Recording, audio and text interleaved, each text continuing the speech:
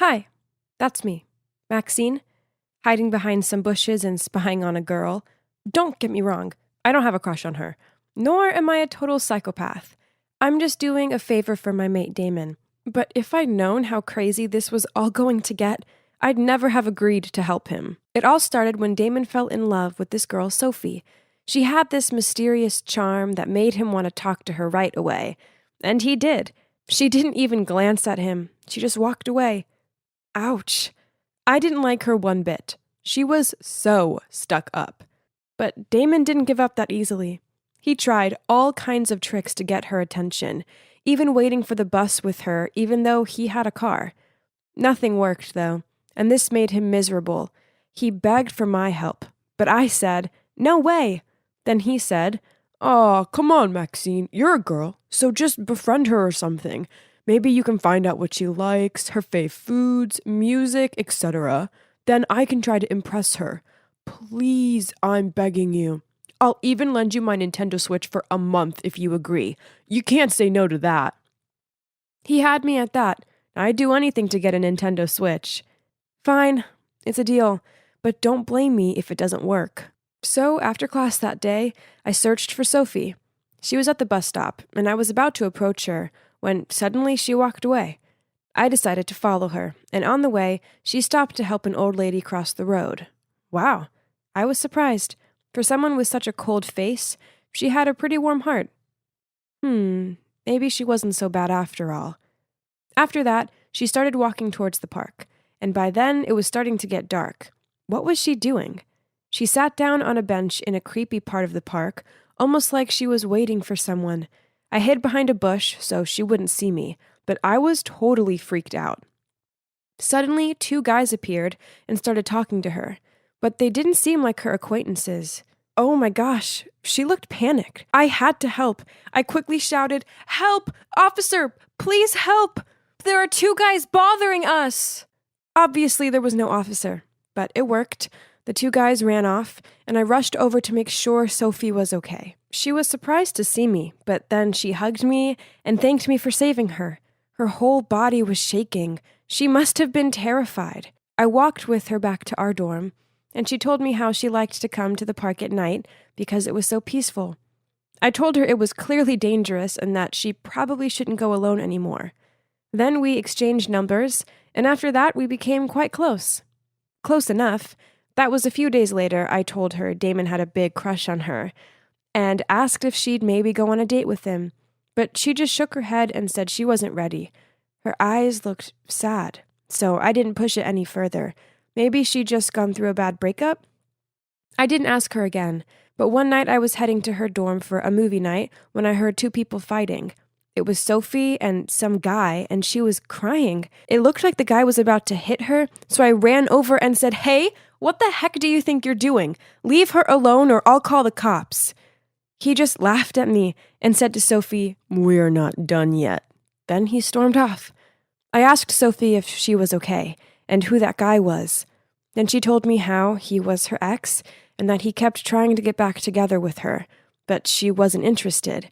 As she told me this, she started to cry and said, "Because of him, I've become so scared and anxious. I'm even too scared to sleep at night." I felt so sorry for her and told her I was here for her and that she could call me anytime. Well, maybe I shouldn't have said that because that's exactly what she started doing. Every night she'd call me and we'd end up chatting until 3 a.m. I was so exhausted, but I wanted to help her. She seemed so anxious all the time. Damon knew we chatted a lot, but he'd stopped asking about Sophie. It seems he'd lost interest and was more worried about me looking like a zombie from The Walking Dead. "You seriously need some sleep, Maxine. Leave Sophie be. She's clearly got issues. It's probably best to not get too involved." Easier said than done, though. But that night I decided not to answer her call. I went to bed early, and when I woke up the next morning, I had about 20 missed calls and 50 texts from her. Oh my gosh! Some of them said she was so lonely and that I'd abandoned her. Then one said, "If you don't pick up, then I will end it all." Okay, this was crazy. I immediately called her, but she wouldn't pick up. I rushed to her dorm, but nobody answered. I was panicking by then and bashing on the door, screaming, "Sophie, open this darn door!" But there was still no answer. I was terrified she'd done something bad, so I asked some students to help me bash down the door, and that's when she opened the door. I've never been so happy to see someone alive. I ran over to hug her, but she looked so annoyed. "What are you doing here? You're making a scene," she said. "What? I was so worried about you. You said you were going to—" But she interrupted me and said, "You need to get some sleep, Maxine. You seem insane." I couldn't believe it. After all those calls and texts, she was the insane one, not me. I didn't feel like yelling back, so I just left her. I needed some space. She tried to apologize to me over the next few days, but I didn't want to be around her. She even texted me saying if I wouldn't be her friend anymore, then life wasn't worth living. I was so tired of her threats, so I just ignored them. And then things got worse. A few days later, Damon and I were studying together when Sophie called me and said she was in the hospital. She told me that she had a brain tumor and they'd just done a biopsy to see if it was malignant or benign. I couldn't believe it. She asked me if I could pick her up, and I said, of course. This was so scary. I told Damon, and he just said, "I think she's making it up, Maxine. How could she suddenly have a tumor? You guys just had a fight, and suddenly she's in the hospital? Come on, think about it." I was shocked. "Damon, how could you? You're such a jerk." Then I ran off and arrived at the hospital to find Sophie sitting outside wearing a hospital cap. She said her hair had been shaved off for the biopsy, and I asked to see the scar, but she wouldn't show me. She said she'd get a headache if she took it off. I was just glad that she was okay, and gave her a ride home. We made up, and I decided to look after her for the day. She seemed so weak. I couldn't bear to see her suffering. I called Damon to tell him that he owed me an apology and told him about Sophie. And he just said, "Oh, wow, okay, sorry, hope she's okay then." But then a few days later, he called me and said, "Listen, Maxine, Sophie's a liar. She didn't have a biopsy. I bumped into her earlier and her cap fell off, and she has a full head of hair under there. No way it would grow back that fast." Why would she lie to me? I didn't get it. I needed to know the truth, so after class I went to her dorm. She opened the door right away, and sure enough, she had all her hair intact. She probably knew Damon had told me, and so hadn't even bothered to keep up the lie.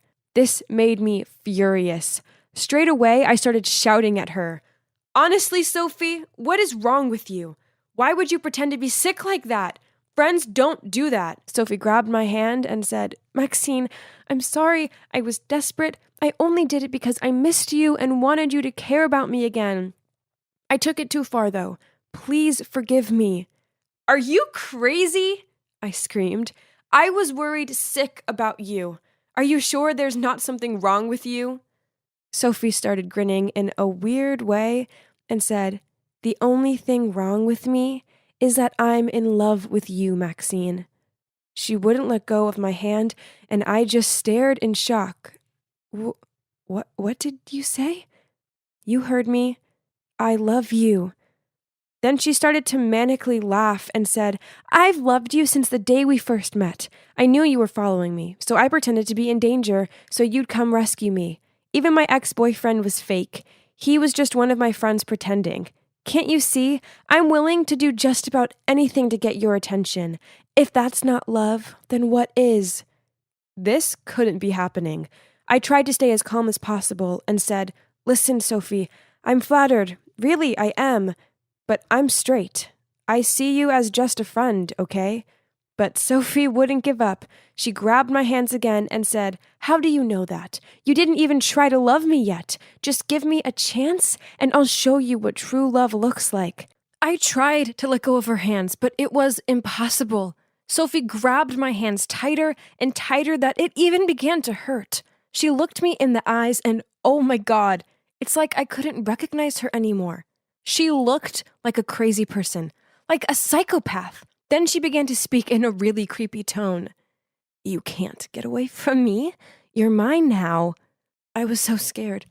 I needed to get out of here, so I pushed her really hard that she fell on the ground, and I ran like a mad woman out of there until I was back in my dorm. Then I called the police, but by the time they reached her dorm, she was gone. I told them what happened and showed them a photo of her, and you won't believe it. Apparently, I wasn't the only girl Sophie had attacked. There were other girls, too. After that night, I was terrified. Everywhere I went, it felt like someone was watching me. Then one evening, after my shift at work, I was walking through the park back to my dorm when I heard someone up ahead. I knew right away it was Sophie, but she wasn't alone. She was with some guys. They spotted me and started heading towards me, but I ran as fast as I could, and luckily the police were just outside the park and went in and arrested them. Sounds like a coincidence, right? Well, it wasn't. Sophie's not the only one who can fool people. I knew Sophie was stalking me, so I told the police, and together we created this plan to catch her, and voila, it worked. Sophie, if you're watching this, I wish you all the best, but let's not meet ever again. That's enough stalking for one lifetime.